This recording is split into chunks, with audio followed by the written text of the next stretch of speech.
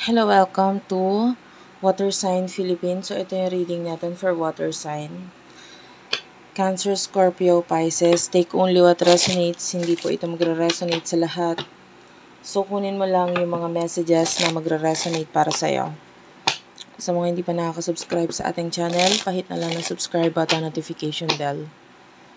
Ma-appreciate ko po lahat ng likes, comments, and shares. So, this is for water sign general love reading. Okay? Kung gusto mo magpa-personal reading, kay Jing Tarot Trader ha, search mo na lang siya sa Facebook. Siya yung pwedeng magbigay ng personal reading sa'yo. Okay, sinashuffle ko lang yung cards na ating gagamitin for this reading. Kunin natin yung main energy mo. You do have your soulmates.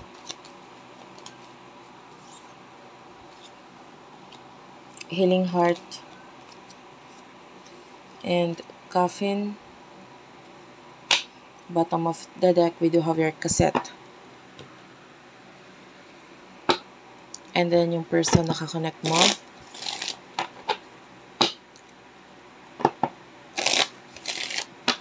Please do comment down below ha. Sobrang ma-appreciate ko yung comments guys. Hindi nyo lang alam kung gaano nyo napapasaya ako pag nagko-comment kayo. Kahit po heart lang, masaya na po ako. Okay. So, soulmate, the sword and rose, clock, and kisses is here. So, yung pink, yun ang magiging side mo, and then yung black is for your person.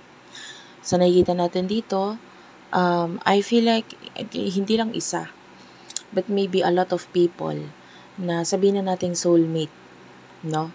Kasi may soulmate naman talagang energy din na nakukuha tayo, and etong mga taong to, maraming lessons ang natutunan ka sa kanila.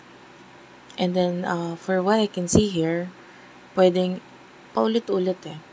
May mga paulit-ulit na parang nagkakaroon ka ng mga pagbabago ng utak mo, ng isip mo, dahil dito sa mga paulit-ulit na pangyayari na nangyayari sa'yo. With regards to your soulmates, pwedeng hindi lang isang tao, yung parang hindi na masyado nag-workout para sa'yo, and then nag-try ka na naman sa iba na naman, gano'n na naman. So, may mga paulit-ulit na pangyayari. And then, nandito yung parang, ayaw mo na ng ganito.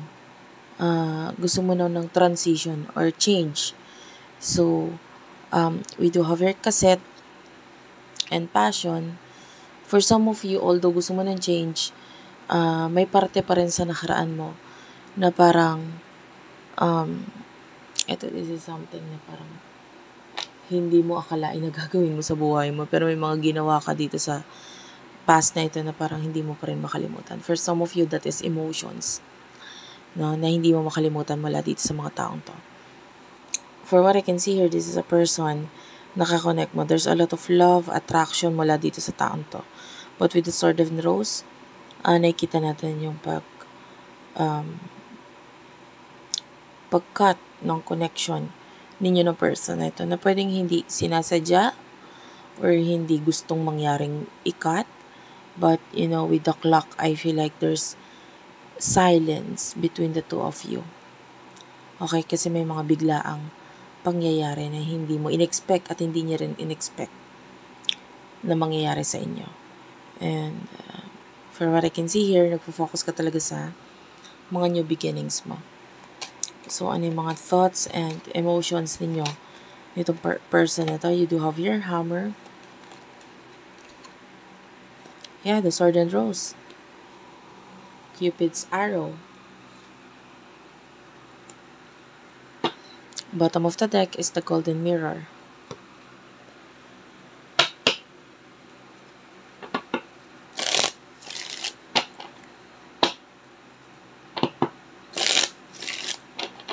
Nasa isip at emotions ng person mo, you do have your girl talk. Bottom of the deck is the cassette. Okay, so kanina yun din yung bottom of the deck mo, no? It's like you're mirroring each other healing heart. Ayan, sabi ko na nga ba, you could be dealing with your twin flame. There's mirror energy here. And meron din tayong soulmate connection. Talagang nagkakaroon ng pagkakapareho. Halos yung mga cards na lumalabas sa inyo. Sa nakikita natin, emotions mo, tinatry mong i-rebuild yung sarili mo. You're working on yourself ngayon para maging mas maayos. With a Sword and Rose, I feel like hindi ka muna nagko-concentrate sa mga something na hindi pa solid sa ngayon. Maybe may mga taong kayang-kaya mong i-cut off sa buhay mo ngayon, lalo na kung hindi pa naman solid ang samahan ninyo. And hindi lang dito yun applicable sa person na to.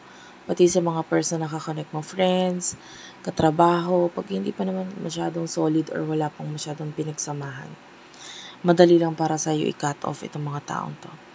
With the Cupid's arrow, I feel like may hesitation at parang hindi ka na sure masyado dito sa person na to, especially kung may mga bagay na gumulat sa'yo.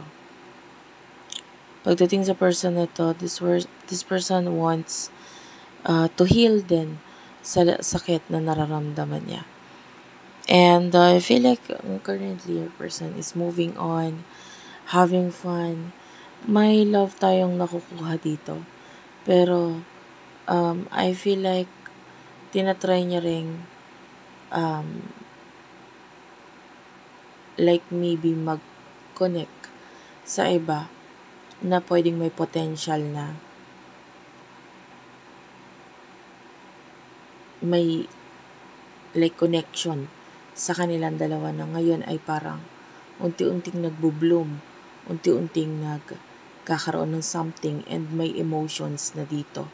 Okay, so pwedeng gusto kanya, mahal kanya, but there's another person here na minamahal niya. And ito yung nakakatulong sa kanya ngayon para mag-heal siya from the pain na naramdaman niya sa'yo.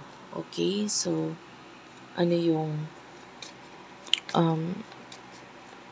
future for you, water sign? The butterfly is here. Hand of cards.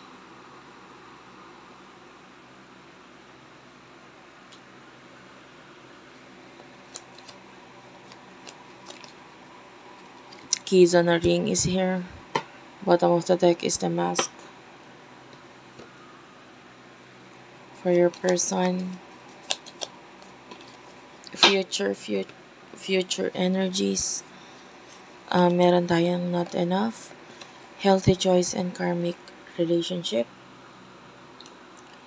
Okay, actually in the near future, I can see with the keys on in the ring, on a ring and hand of cards, nakakita tayo ng choices. Meron na naman next chapter sa buhay mo na ang dami tayo nakukuhang connections dito na magta-try na mag-take ng risk at itatry nilang maging galingan, no? Kasi na-challenge sila sa'yo and gagalingan nila and nakakita tayo ng mga strategy wala dito sa taong ito, mga taong ito, para mapansin mo. And you do have options. For some of you, may mga options pa nga ng one night stands. And with the mask, I feel like may pagkukunwari pa rin sa'yo na mangyayari in the near future, lalo na if you're dealing with your twin flame.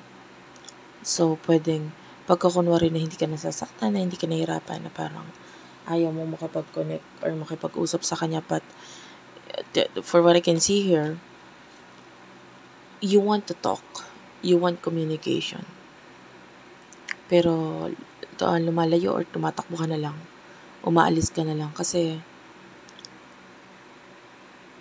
you feel like ito yung dapat gawin, ito yung mas maganda gawin. And then yung person mo is like ino-open niya din yung kanyang emotions or ang kanyang sitwasyon in the future or ang kanyang buhay sa mga bagong person na dadating pa sa kanya.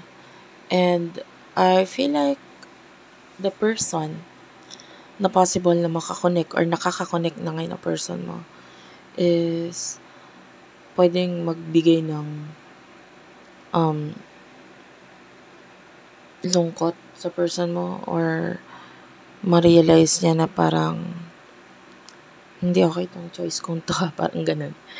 Kasi there's this karmic relationship in the future, marirealize niya na yung person na kakonect niya ngayon is hindi maganda para sa kanya or hindi okay yung connection nila. Especially with the not enough. There's a lot of jealousy, a lot of pagpapataasan ng ego, so it's not working para sa person mo at dun sa kakonect niya. So thank you for watching. I love you all and bye-bye.